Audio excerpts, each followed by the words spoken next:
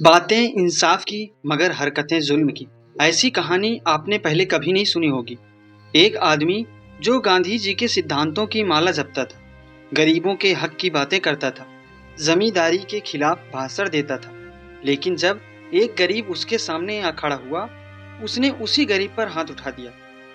आज की कहानी एक ऐसे ढोंगी विचारक की है जो कुर्सी पर बैठकर क्रांति के सपने देखता था, लेकिन जब जमीनी हकीकत सामने आई, वो खुद एक जालिम बन बैठा। दोस्तों, अंत तक जरूर सुनिए, क्योंकि ये सिर्फ एक कहानी नहीं, समाज के भीतर छुपी हुई सच्चाई है। नमस्कार दोस्तों, मोटिव ज्ञान विश्व में आपका स्वागत है। लेकिन ईश्वरी खुद कभी लैंप नहीं जलाता था, फिर कुंवर साहब कैसे जलाएं? मैं झुंझला रहा था। समाचार पत्र आया रखा हुआ था, जी उधर लगा हुआ था, पर लैंप नदारद। दैव योग से उसी वक्त मुंशी रियासत अली आ निकले। मैं उन्हीं पर उबल पड़ा। ऐसी फटकार बताई कि बेचारा उल्लू हो गया। तुम लोगों को इतनी फिक्र नहीं कि लैंप तो जलवा दो? मालूम नहीं ऐसे कमजोर आदमियों को यहाँ कैसे गुजर होता है। मेरे यहाँ घंटे भर निर्वाह न हो, रियासत अली ने कांपते हुए हाथों से लैंप जला दिया।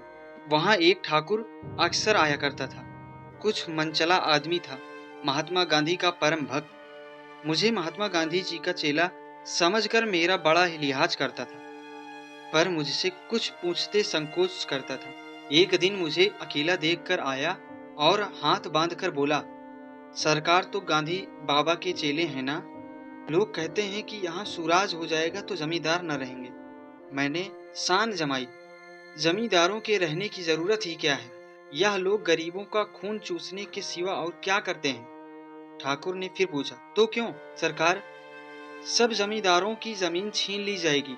मैंने कहा, बहुत से लोग तो खुशी से दे देंगे, जो लोग खुशी से ना देंगे उनकी जमीन छीननी ही पड़ेगी। हम लोग तो तैयार बैठे हुए हैं, ज्यों ही स्वराज हुआ अपने इलाके असामियों के नाम हेपा कर देंगे। मैं कुर्सी पर पांव लटकाए बैठा था। ठाकुर मेरे पांव दबाने लगा, फिर बोला, आजकल जमींदार लोग बड़ा जुल्म करते हैं सरकार। हमें भी हुजूर अपने इलाके में थोड़ी सी जमीन दे दें तो चलकर वहीं आपकी सेवा में रहें। मैंने कहा, अभी तो मेरा कोई अख्तियार नहीं है भाई, लेकिन ज्यों ही अख्तियार मिला मैं सबसे पहले तुम्हें बुलाऊंगा। तुम्हें मोटर ड्राइवरी सिखाकर अपना ड्राइवर बना लूंगा। उस दिन ठाकुर ने खूब भंग पी और अपनी स्त्री को खूब पीटा और गांव के महाजन से लड़ने पर तैयार हो गया। छुट्टी इस तरह तमाम हुई और हम फिर प्रयाग चले। गांव के बहुत से लोग हम लोगों को पहुंचाने आए। ठाकुर तो हमारे साथ स्टेशन तक आया। मैंने भी अपना पार्ट खूब सफाई से खेला और अपनी कुबेरोचित विनय और देवत्व की मुहर हरेक हृदय पर लगा दी। जी तो चाहता था हर एक नौकर को अच्छा इनाम दूं, लेकिन वह सामर्थ्य कहाँ थी। वापसी टिकट था ही, केवल गाड़ी में बैठना था, पर गाड़ी आई तो ठसाठन भरी हुई। दुर्गा पूजा की छुट्टियां भोग कर सभी लोग लौट रहे थे। सेकंड क्लास में तिल रखने की जगह नहीं, इंटर क्लास की हालत उससे भी बदतर। यह आखिरी गाड़ी थी, किसी तरह रुक न सकते थे। बड़ी मुश्किल से तीसरे दर्जे में जगह मिली। हमारे ऐश्वर्य ने वहां अपना रंग जमा लिया, मगर मुझे उसमें बैठना बुरा लग रहा था। आए थे आराम से लेटे लेटे, जा रहे थे सिकुड़े हुए। पालू बदलने की जगह भी ना थी। कई आदमी पढ़े लिखे भी थे, वे आपस में अंग्रेजी राज्य की तारीफ करते जा रहे थे। एक महाशय बोले, ऐसा न्याय तो किसी राज्य में नहीं देखा, छोटे बड़े सब बराबर। राजा भी किसी पर अन्याय करे तो अदालत उसकी गर्दन दबा देती है।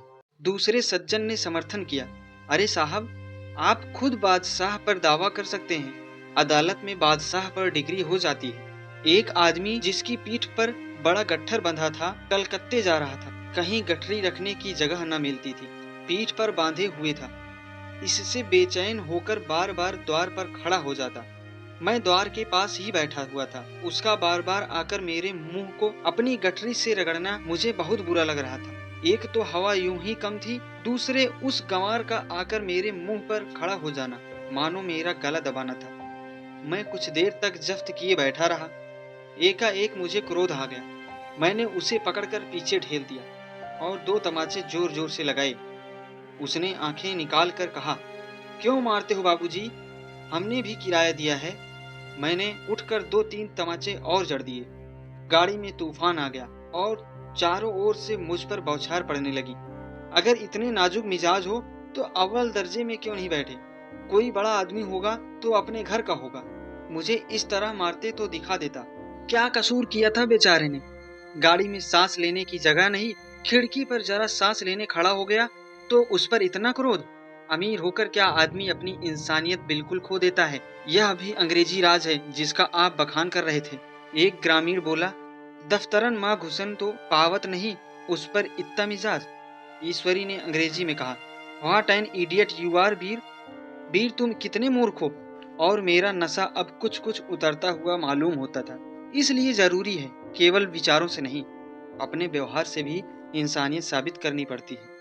क्या आपने कभी ऐसा दोहरा चेहरा देखा है जो आदर्शों की बातें करे और जुल्म खुद करे? नीचे कमेंट में जरूर बताएं, क्या ऐसे लोग बदलाव ला सकते हैं? अगर कहानी आपको पसंद आई हो तो एक लाइक और सब्सक्राइब जरूर करें। धन्यवाद।